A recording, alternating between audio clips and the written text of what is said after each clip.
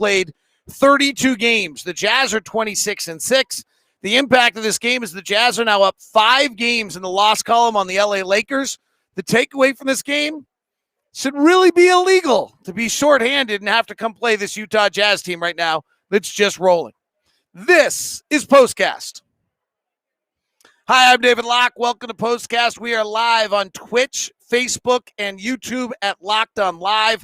And we are live on Twitter at DLock09. Thanks for following. Chat room is open. We look forward to having your comments and your thoughts on this one. The Lakers came out as so many teams do with a lot of energy, a lot of juice. They were almost playing a little harder than the Jazz. And there was just a moment in time where you suddenly realized the Jazz had figured out what the Lakers were doing. I think it was Bogdanovich jump pass to the wing. And I said to Ron, they've got it figured out. And that is the story in so many other nights this year. While they figured that out, the next step in the process was the Lakers then adjusted in the third quarter, took away the Jazz potent three-point shooting, and what ends up happening but Rudy Gobert's dunking, and then Derek Favors is dunking. The bottom line is this was not the Lakers. The Lakers don't have Anthony Davis. They didn't have Dennis Schroeder.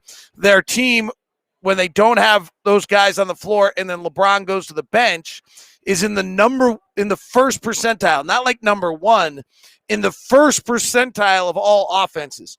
You can't play the Jazz right now if you have a flaw of that nature. The Jazz are simply too good a basketball team. If you have any flaws or any weaknesses in your game, they're going to exploit it. It's another one of these performances where there's just so many weapons. It can come from anywhere. Donovan ends up having a very poor shooting night tonight. I think he finished 4 of 16, yet he's walking himself close to a triple-double. Rudy Gobert doesn't have his double-double tonight, yet we're still dominating. I don't know the final numbers tell the story. The offensive rating was a 123. The defense was just dominating, a 97. The fact is the Lakers have had a hard time scoring without Anthony Davis and Dennis Schroeder, and the Jazz have a defense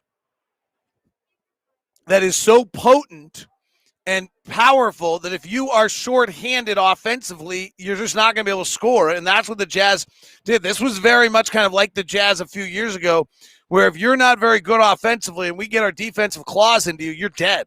And that's what the Jazz did in this game. The other thing that's just incredible about the Jazz is the walk-up threes.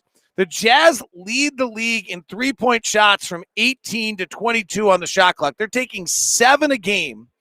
They're making 42% of their shots from 3, from 18 to 22 on the shot clock. They lead the league in those attempts. The Jazz average 15 threes in the first 9 seconds of a shot clock a night.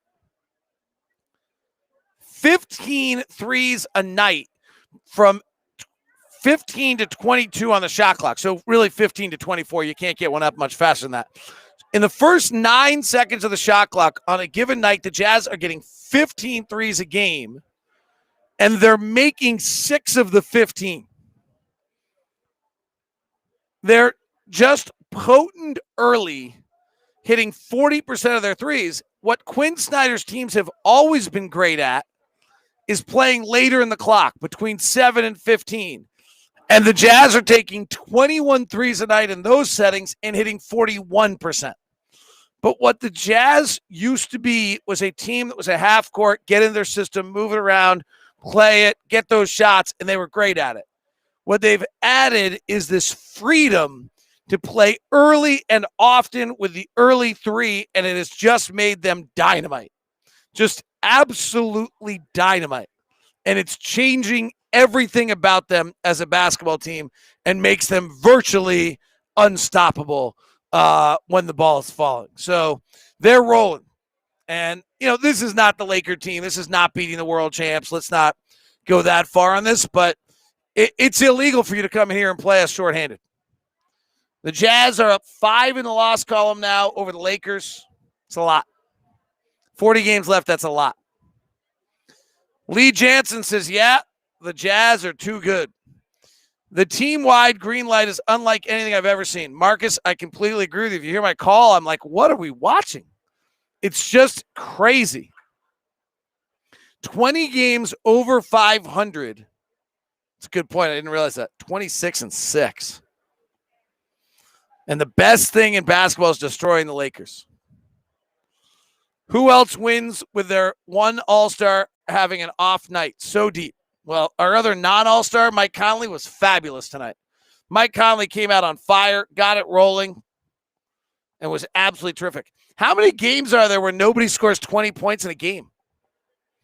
Nobody scored 20 points tonight on either side. Oh, actually, here, Devin just pointed out. Devin says nobody scored 20 and still scored 114. Nobody scored 20 on either side. LeBron didn't score 20 either. Manny says no AD, but great taking care of business win. Ken says Jazz are muy bueno. Yep. Douglas says it feels great to destroy the Lakers. And Andrew says our guys are really connected tonight. Is this type of play sustainable? What the? Bowler, I need help. I just got somebody ask me if this is sustainable. And I'm not allowed to swear. But what the? It's 32 games. Seems pretty beeping sustainable. Like, I'm sorry, if we do this for like 42 games, is that long enough? Like, how long? We've won 22 of 24 games. We've led by 20 in 20 of the 32 games. Like, what do you need to define sustainability?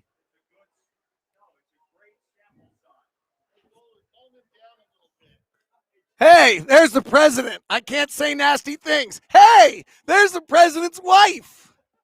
Hey, there's a soccer player. There's the son I never see. When are you going skiing? Oh, jeez. It's a party. Can we show you guys? Oh, I don't know what I just did. No, there it is. Can I show you guys? Hey, there you are. There's the president's family. All right. Hey, by the way, do you think this is sustainable? What do we need? Like, what do you need for sustainability? Bye. Shows a lot about a team that two players were close to a triple-double and they didn't push for it. Yeah, I think we pushed for it. We just didn't hit some shots for Donovan. I mean, we didn't break the rules. You're not going to show up the Lakers. You're going to see him again. So, wow, the best game the Jazz have played this season with a win over the Lakers. Yeah, I wouldn't call it the best game we played. They're not very good right now. Like, they've lost 4 in a row and 5 of 6. They're not good. You want your daunting thought of the night? You want me to just put a little pin in your hot air balloon? So we have just gotten far enough ahead of the Lakers that they are not going to be the number 1 seed. They're not catching us. And they then no longer care about seeding. And they slide to the 4th seed while the Phoenix Suns slide to the 3rd seed. And we end up seeing the Lakers in the 2nd round. There's my pin to the balloon of greatness and happiness tonight. Mike Conley played like he took not being an all-star personally. I hope he keeps it up for the rest of the season. I would agree. But he's been great beforehand, so I actually just want Mike Conley to continue to be as great as he was all year. Andy, who always stops in, love that we took care of business and didn't take our foot off the gas. Donovan comes up short yet again of a triple-double. Love the team's play tonight, says Alex. Jazz are on fire, says Ollie. Damon says, man, the Lakers better get healthy. Their supporting cast looks weak. That's the takeaway tonight. They don't have great depth. That's the takeaway, is they really, really don't have great depth. So the Jazz blow out the Lakers. I'm so sick of the narrative this team is up there to win a championship. Rudy usually eats AD for breakfast. AD's pretty good. Let's not. Jazz have the easiest strength of schedule for the second half. Yes.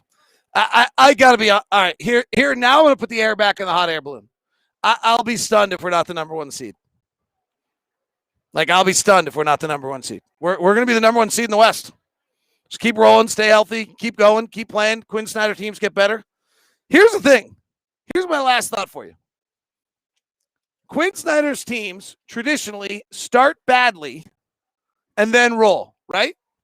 Like, 17, 18, we were 19 and 28, then we won 29 of 35 games. 18 and 19, we were 20 and 21, and then we closed the year and we won 30 of our final 41. 19, 20, we were 13 and 11, then we won 19 of our final 21. We never changed our team. So it's not that actually in 1920 we won, it's that we actually just kept our team. So we didn't have the whole Quinn Snyder skids to start the year while he tries to teach everything. We just rolled. So now we've just decided to go win 26 of 32 to start the year. And I think this is who we are. Have a good night.